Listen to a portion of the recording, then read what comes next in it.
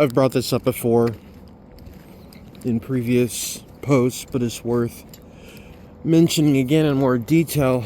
I believe that the concept, if not the reality, of breakaway civilizations should be taken very seriously in our current climate. Maybe just the climate, the historical climate in general.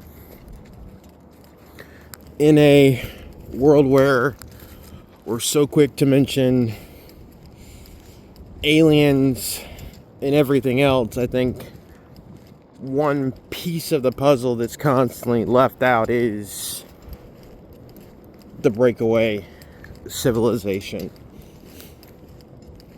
I think we've been obviously misled historically to believe that certain cultures, societies, civilizations just ended.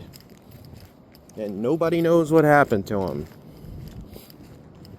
When in fact, they may have just reached a point of technological or spiritual ascendancy, and they were able to do something else, move on.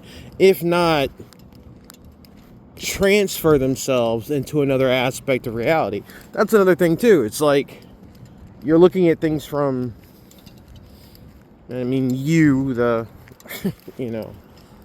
air quotes you, but I mean, like, you're looking at things through the lens of this limited 3D perceptual matrix.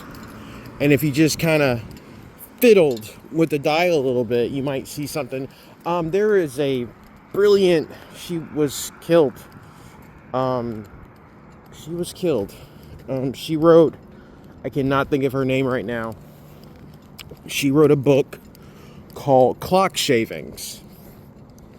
Tracy Twyman. Yeah. And whether you agree with everything Tracy Twyman wrote about, she put out a lot of, truths.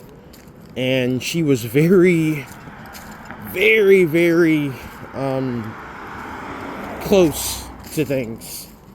And I think that's why she got taken out. Supposedly they found her in her, not to get dark, they found her in her garage, hung. And I can't remember, what the, quote, official explanation was, but no, they went after her because she spoke out too much. She was telling too many truths. But she talked constantly about the idea of these hyperspace kingdoms. And I think that's a big part of it, right?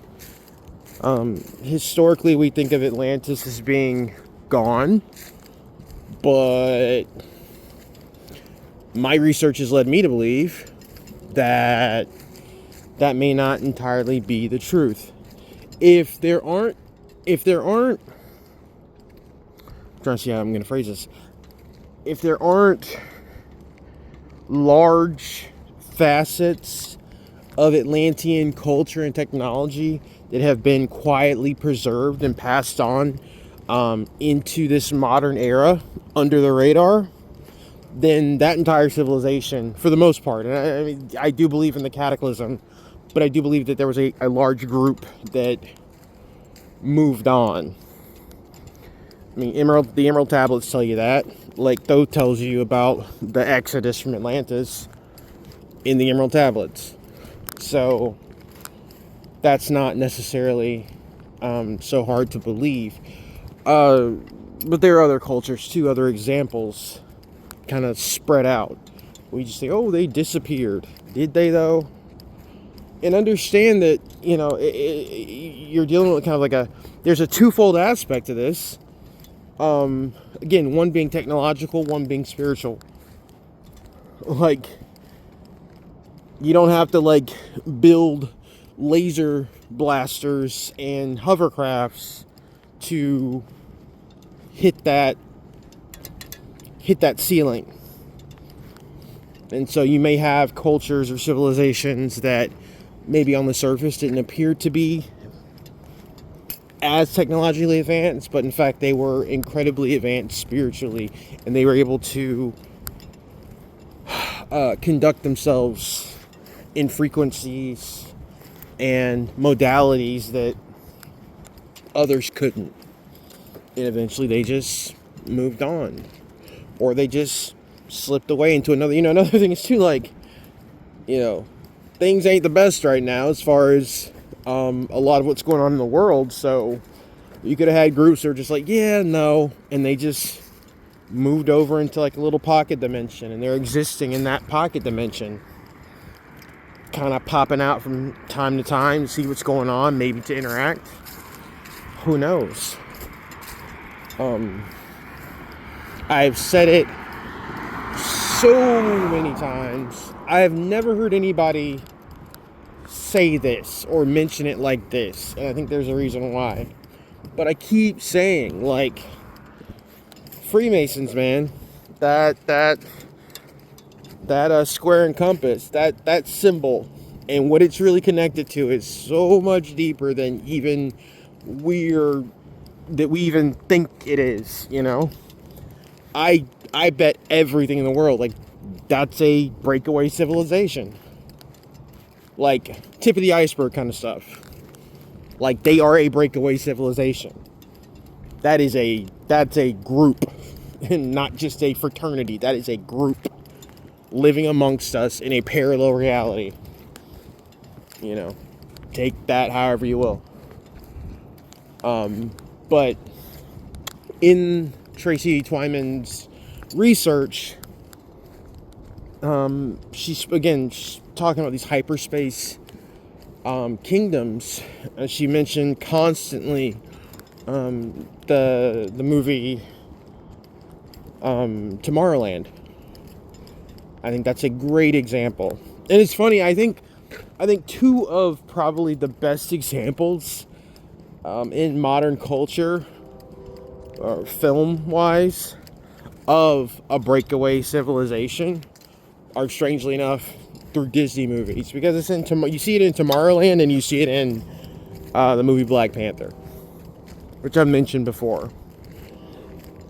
But I mean, like, let's take Black Panther for instance. I mean, like, this culture, this civilization, this kingdom, they were hidden.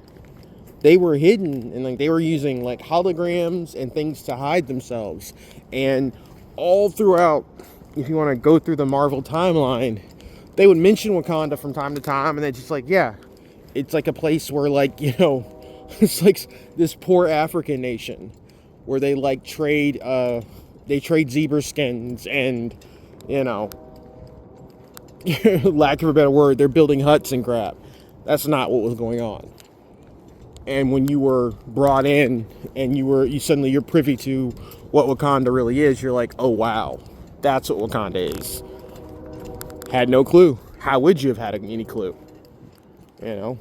All through those movies, they're flying around in ships.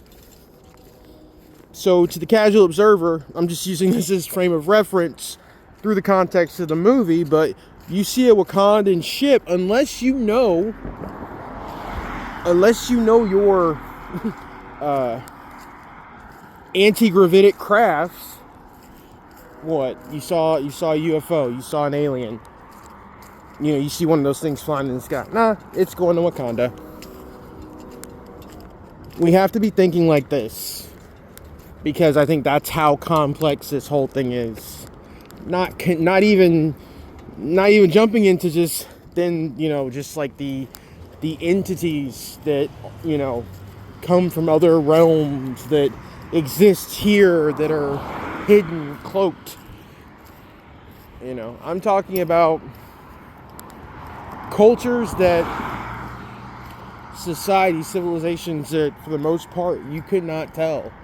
If you saw them, they would be no different than you or I. They could put on a hoodie and just walk up and down the street, and you'd never know. That's a big part of it. But Tomorrowland is another one, and it's essentially the premise. I still suggest people go out and watch it, but the premise is you had these scientists, quote, high thinkers of their time who wanted to practice science, or they wanted to delve into certain aspects of the impossible without being hindered by committees, and they didn't want people breathing down their neck. It also sounds a lot like, a lot of these these black projects, like Rumsfeld. Just like, dude, we can't account for like $2 trillion. Where is that? This isn't even accounting for the underground societies that they have, which we know they have. But, like their little underground bases that are like miniature cities. A lot of those places, or those bases, those are made like when they found remains or ruins of like stuff that was already there, and they kind of built around it. That's another part of it. But anyway, in Tomorrowland, so these people don't want to be hindered, so they literally they kind of build their own pocket dimension. And it's called Tomorrowland. So I think that's a very sturdy piece of all this. The breakaway civilization. Anyway, hope you guys are doing well, and I'll talk to you soon.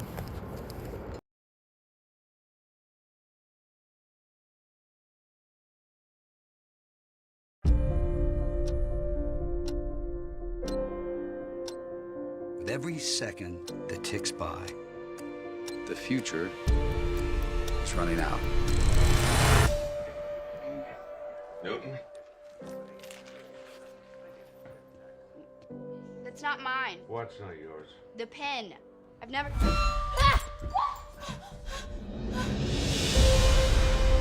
What if there was a place, Dad, I just need you to look at this. Does it look weird?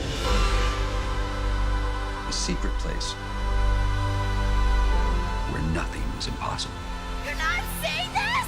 Casey, stop it!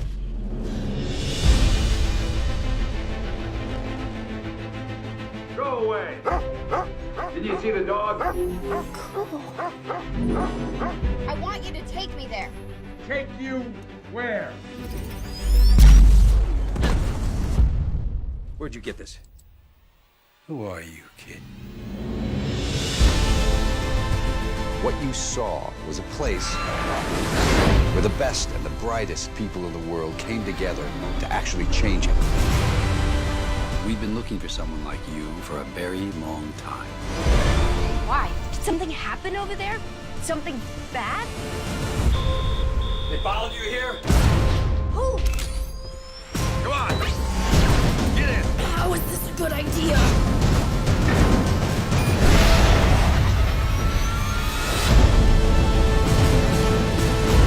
There's one way in. They know we're coming, so follow me.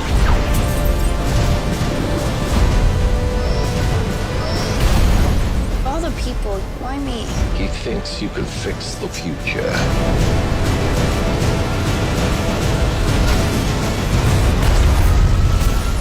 Hang on!